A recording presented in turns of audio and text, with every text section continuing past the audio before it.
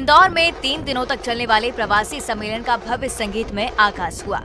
70 देशों के 3200 प्रतिनिधि इस सम्मेलन में शामिल हो रहे हैं। सीएम शिवराज ने सम्मेलन का शुभारंभ करते हुए सम्मेलन को संबोधित किया और इस मौके पर इंदौर में आपका स्वागत है। एमपी की 8 करोड़ जनता की तरफ से सीएम ने प्रवासी भारतीयों का स्वागत किया। कहा, ये सिर्फ शब्दों में नहीं, ये आत्मीय स्वागत और भावनाओं का प्रकटीकरण इंदौर की सड़कों पर दिख रहा है। भारतीयों की क्षमता से आज पूरा विश्व परिचित है। इससे गूगल, माइक्रोसॉफ्ट, एडोब जैसी बहुराष्ट्रीय कंपनी में भी भारतीय ही भारतीय नजर आते हैं।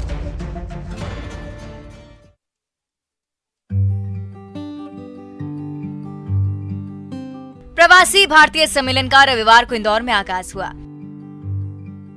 सीएम शिवराज सिंह चौहान ने प्रवासी भारतीय दिवस का उद्घाटन किया। युवा प्रवासी भारतीय दिवस सम्मेलन में मुख्यमंत्री शिवराज सिंह चौहान ने कहा कि अब भारत के पास मेक इन इंडिया और डिजिटल इंडिया है। पीएम मोदी के नेतृत्व में अब देश आत्मनिर्भर बन रहा है। इसी दौरान मध्य प्रदेश के गृह मंत्री नरोत्तम मिश्रा ने प्रवासी भारतीय दिवस के दौरान जियो के ट्रू 5G एक्सपीरियंस सेंटर में अत्याधुनिक जियो ग्लास का अनुभव किया।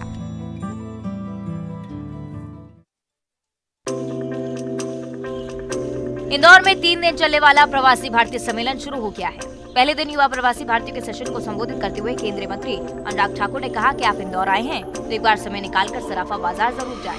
एक बार जाएंगे तो बार बार जाने का मन करेगा। मुख्यमंत्री शिवराज सिंह चौहान ने मंत्री ठाकुर की बात को आगे बढ़ाते हुए कहा, मैं तो कहता हूँ कि आप सभी 56 दुकान भी जाइएगा। केंद्रीय विदेश मंत्री एस जयशंकर ने भी इंदौर की तारीफ की।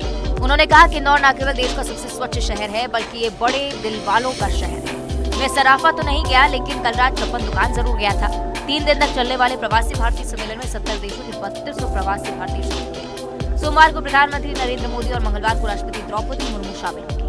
वहीं सम्मेलन में शामिल होने आए सूरीनाम के राष्ट्रपति चंद्रिका प्रसाद संतोखी ने उज्जैन में पहुंचकर बाबा महाकाल के भी दर्शन किए।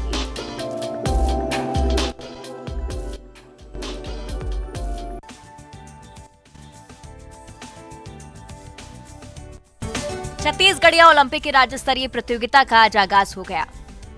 उद्घाटन राजधानी रायपुर के बलबीर सिंह जुनेजा इंडोर स्टेडियम में हुआ। इसमें गिल्ली डंडा, पिट्ठू, फुकड़ी, गेड़ी, दौड़ और भवरा की प्रतियोगिता का आयोजन किया गया। ग्रामीण से लेकर राज्य तक कुल 6 स्तरों पर यह प्रतियोगिता आयोजित की जाएगी। मुख्यमंत्री ने दीप प्रज्वलित कर छत्तीसगढ़ महतारी की पूजा अर्चना कर राज्य स्तरीय प्रतियोगिताओं का शुभारंभ किया। इस आयोजन में 14 तरह की खेल विधाओं को शामिल किया गया है।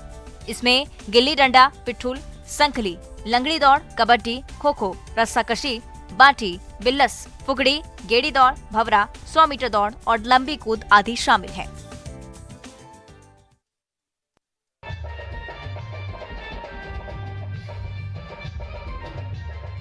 मुंगेली में धूमधाम से मां परमेश्वरी महोत्सव मनाया जा रहा है। 7 दिनों तक चलने वाले इस महोत्सव में देवांगन समाज के लोग बड़ी धूमधाम और भक्तिभाव से मां परमेश्वरी की पूजा अर्चना करते हैं।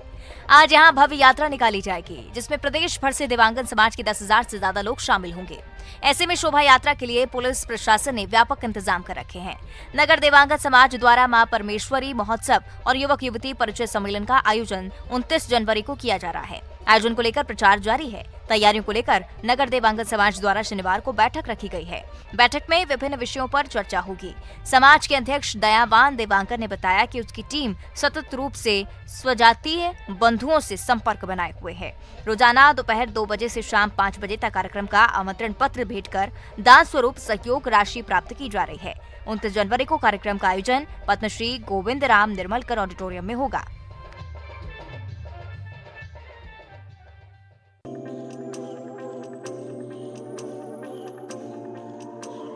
प्रदेश के कूनो राष्ट्रीय उद्यान में एक बार फिर 12 चीतों को लाने की तैयारी है। वहीं कूनो के जंगल में बसे गांव के लोगों का अब तक विस्थापन नहीं हुआ है, जिसके बाद से ग्रामीणों में जंगली जानवर को लेकर भय पैदा हो गया है। ग्रामीणों ने जल्द से जल्द अच्छी जगह विस्थापन करने की मांग की। आपको बता दें कि कूनो उद्यान के जंगल के बीच बसे इस गांव में 128 परिवार के करीब 556 लोग रहते हैं। वहीं इस उद्यान के अधिकारियों का कहना है कि उद्यान में बाहरी लोगों के आने पर प्रतिबंध लगा दिया गया है, जबकि जल्द ही ग्रामीणों को विस्थापित कर दिया जाएगा।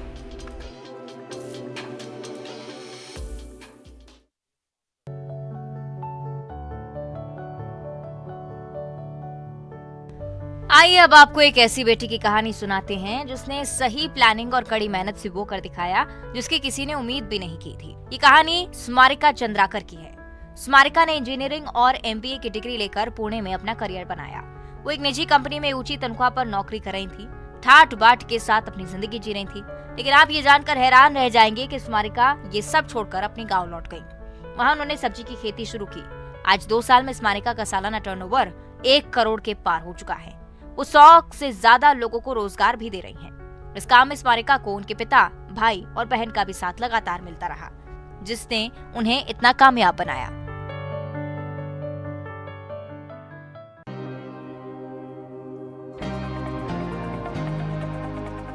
और अब चलेंगे नर्मदापुरम, जहां की सतपुड़ा टाइगर रिजर्व में जंगल सफारी के दौरान अक्सर सैलानियों को रोमांचित करने वाले नजारे देखने को मिल रहे हैं।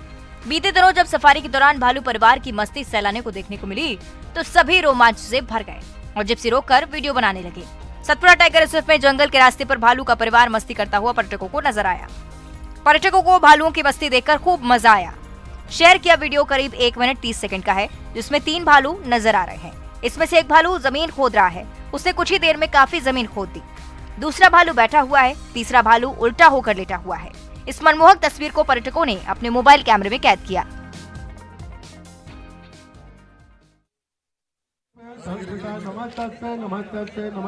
सुकमा के नक्सल प्रभावित इलाके में सीआरपीएफ जवान ने 12 जोड़ों की शादी कराकर मिसाल पेश की है।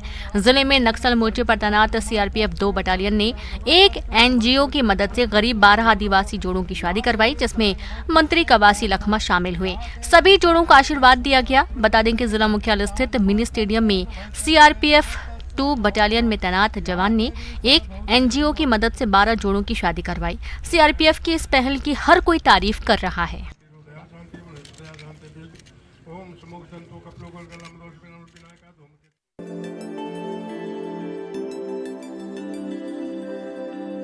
मोहल्ला मानपुर जिले के घोर नक्सल प्रभावित क्षेत्र मदनवाड़ा थाना क्षेत्र में एसपी पहुंचे। एसपी ने बाइक से इन क्षेत्रों का दौरा किया। मुंजाल, चावर गांव और कुंडकल गांव में एसपी ने शासकीय स्कूल में पढ़ रहे बच्चों से चर्चा की। तीनों गांव के स्कूलों में बच्चों को जूते बांटे।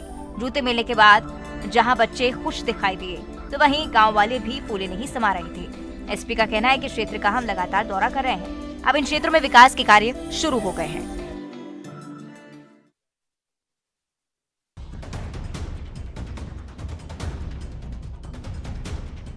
भोपाल में बदमाश के हौसले इस कदर बुलंद हैं कि उन्हें कानून और पुलिस का जरा भी खौफ नहीं। टीवी स्क्रीन पर ये लोग गुंडे बदमाश हैं जो एक युवक को घेर लेते हैं। उसके बाद युवक पर एक एक कर वार करते हैं। इन बदमाशों के हाथों में पत्थर, डंडा और चाकू है। पहले पीड़ित युवक की बदमाशों से झड़प होती है। देखते ही देखते झड़प इतनी बढ़ जाती है कि बदमाश युवक की पीठ में चाकू घोंपकर भाग जाते हैं। ये पूरी घटना सीसीटीवी में कैद हो गई। बता दें कि बदमाशों ने युवक को छेड़खानी के शक में चाकू मारा। चाकू मारने वाले बदमाश आदतन अपराधी हैं। ये पूरी घटना चांदबाड़ी इलाके की है। फिलहाल पुलिस ने मामला दर्ज कर आरोपियों की तलाश शुरू कर दी है।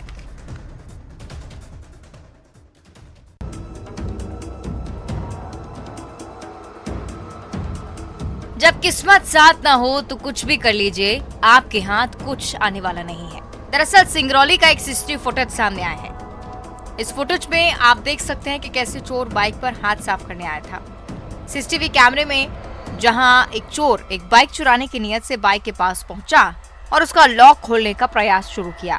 हर तरह से उसने बाइक के लॉक को खोलने की कोशिश की, लेकिन किस्मत ने साथ नहीं दिया और चोर को खाली हाथ लौटना पड़ा।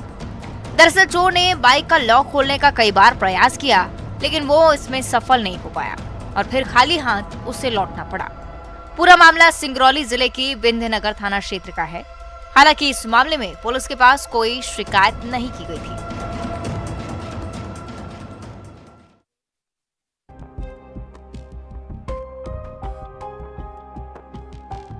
जशपुर के पत्थल गांव से आगजनी की भीषण तस्वीर सामने आई है। तस्वीरों में साफ दिख रहा है कि कैसे ट्रक आग की लपटों से घिरा हुआ नजर आता है। चंद सेकंड में पूरा का पूरा ट्रक जलकर खाक हो जाता है। बता दें कि जिले में चावल से लदे चलते ट्रक में अचानक से भीषण आग लग जाती है। आग लगने के बाद ट्रक धू धू कर जलने लगता है। हालांकि ट्रक चालक क्लीनर कूदकर अपनी जान बचा लेते हैं। ट्रक पत्थल गांव से अंबिकापुर की तरफ जा रहा था, तभी ये घटना हो गई।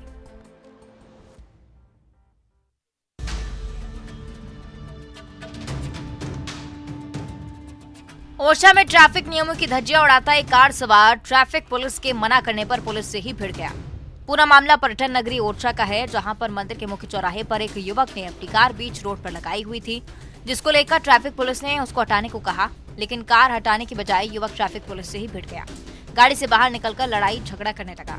वहां से निकल रही एक महिला यात्री ने भी युवक को समझाया, लेकिन युवक महिला के साथ भी बदतमीजी से बात करने लगा, जिसका वीडियो सोशल मीडिया पर वायरल हो रहा है और लोगों ने युवक पर कार्रवाई करने की अब मांग की है।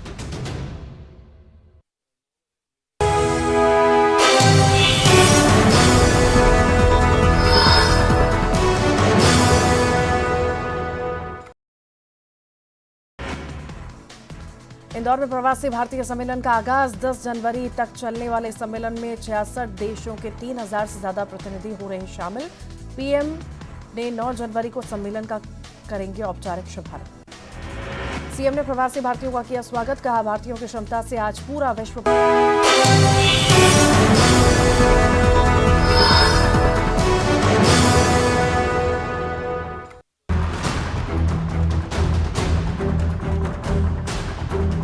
छत्तीसगढ़ में एक और हाथी की मौत हो गई। महासमुंद में शनिवार रात हाथी का शव मिला है। बता दें, नारायण सिंह जलाशय कोडार के बाईं तट नहर में विद्युत करंट की चपेट में आने से एक नर हाथी की मौत हुई है। घटना 7 जनवरी की रात 9 से 10 बजे की है। मौत की सूचना हाथी गश्त दल को जैसे ही मिली, वैसे ही वन विभाग के अधिकारियों के बीच हड़कंप मच गया। बता दें कि रात 11 बजे रायपुर और महासमुंद से वन अमला घटनास्थल पर पहुंचा और जांच की। इन दिनों वन्य प्राणियों का शिकार करने वाला गिरोह भी क्षेत्र में सक्रिय है। इसी को देखते हुए कोडार जलाशय के पास 11 केवी विद्युत लाइन में हुकिंग कर तार बिछाए गए थे। घटना तब हुई जब 2 हाथी गरियाबंद जिले के महासमुंद के रास्ते सिरपुर क्षेत्र की ओर बढ़ रहे थे। इसमें एक दंतेल हाथी शिकारियों के द्वारा बिछाए गए तार के संपर्क में आ गया, जिससे नर हाथी की घटनास्थल पर ही मौत हो गई।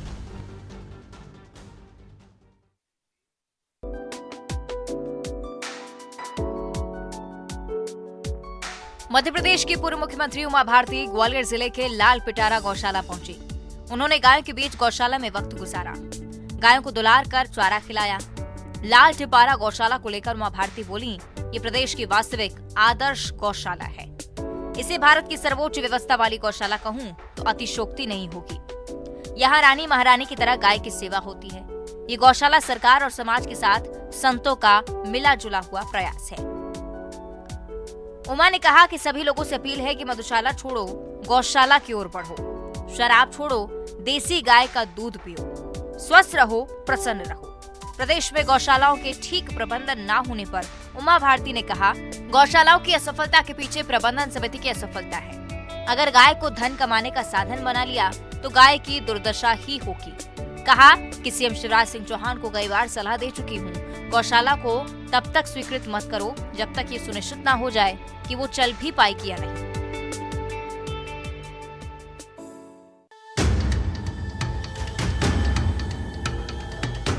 कोरबा के जंगलों में लकड़ी तस्कर एक बार फिर सक्रिय हो गए हैं। वन मंडल कोरबा की टीम ने गेराव गांव के जंगल में कार्रवाई करते हुए एक पिकअप वाहन को जब्त किया, जिसमें करीब 9 सागौन की लकड़ी मौजूद थी। तस्करों ने इन लकड़ियों को 24 टुकड़ों में काटकर पिकअप वाहन में लोड किया था। जब्त लकड़ी की कीमत लाखों में बताई जा रही है। दरअसल वन अमले को मुखबिर से सूचना मिली थी कि जंगल में तस्कर लकड़ी चोरी करने पहुंचे हैं, जिसके आधार पर वन अमले ने कार्रवाई की। कार्रवाई के दौरान तस्करों ने वन कर्मचारियों पर वाहन चढ़ाने की भी कोशिश की, लेकिन वन कर्मियों की सजगता से वे बच गए। हालांकि तस्कर भागने में सफल रहे।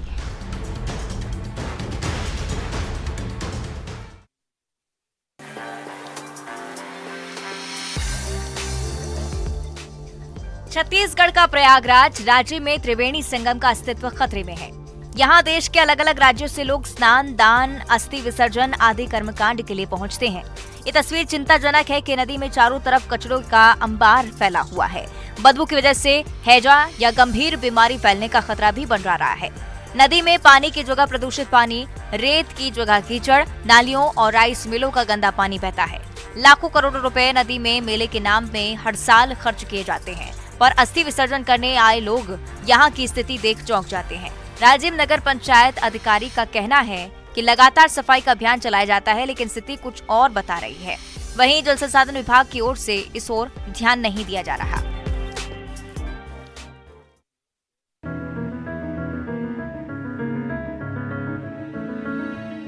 छत्तीसगढ़ की सबसे ऊंची जगह पर है एक रेलवे टनल, जिसमें से ट्रेन गुजरने के दौरान ट्रेन की रफ्तार 10 किलोमीटर प्रति घंटे की हो जाती है। वहीं उसी के साथ लगे टनल से ट्रेन 45 किलोमीटर प्रति घंटे की रफ्तार से चलती है। आखिर क्यों इस टनल में आकर ट्रेन की रफ्तार धीमी हो जाती है? दरअसल ट्रेन से पेंड्रा से बिलासपुर जाने के दौरान होडरी और भनवार टंग के बीच छत्तीसगढ़ की सबसे ऊंची जगह घने जंगलों और पहाड़ियों के बीच बनी टनल है। 1907 में अंग्रेजों द्वारा कटनी से बिलासपुर को जोड़ने के लिए 331 मीटर पहाड़ में सुरंग बनाकर एक टनल बनाई गई थी, जिसका उपयोग आज 115 सालों बाद भी हो रहा है। इस टनल से जब भी कोई ट्रेन गुजरती है तो उसकी रफ्तार 10 किलोमीटर प्रति घंटे की हो जाती है, जबकि इसके किनारे लाइन दोहरीकरण के दौरान 1966 में यहीं अप लाइन पर दूसरी सुरंग बनाई गई। इसकी उम्र पुरानी सुरंग से 59 साल कम है और लंबाई 109 मीटर ज्यादा, लगभग 441 मीटर। इतनी लंबी होने के बाद भी इस टनल से ट्रेन 45 किलोमीटर प्रति घंटे की रफ्तार से निकलती है। वहीं पुरानी टनल से रफ्तार 10 किलोमीटर की रफ्तार रहती है।